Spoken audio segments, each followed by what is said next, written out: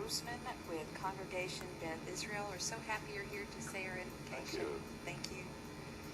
Madam Mayor, members of council, distinguished members of our first responder groups, so happy to have you here this morning, and of course citizens, which is probably the highest title anybody can have.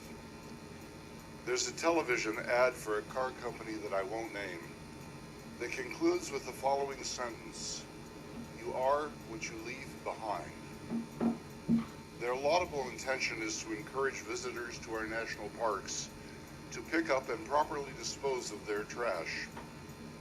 It's commendable for this company to urge us to be environmentally responsible and to leave the wonders of the Grand Canyon, the Tetons, and our beaches pristine and immaculate.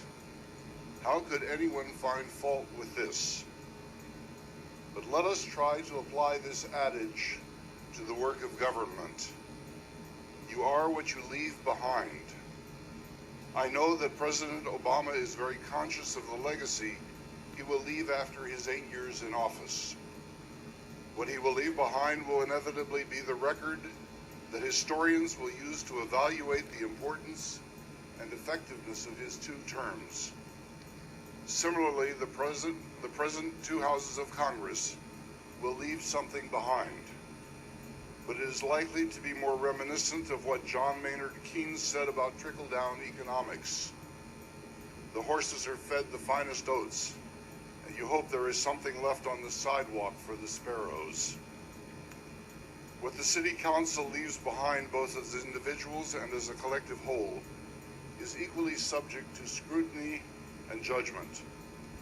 In some cities, in some municipalities, one finds rampant corruption, graft, and favoritism, incompetence, failed services, bureaucratic obfuscation and delay, overcrowded and unsanitary jails, homelessness, and substandard slum housing.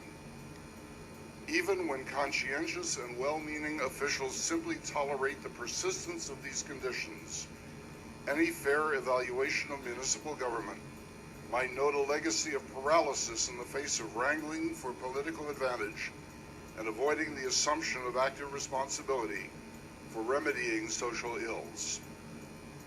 But there are also cities where the opposite heritage is left behind, where government really does work for the betterment of the citizenry, and where partisan differences are set aside in favor of the greater civic good. It is altogether possible to leave behind a legacy of progress and effective delivery of services. So isn't that the real question? What will you leave behind when you vacate these chairs? It will define you. You will be known by what you leave behind.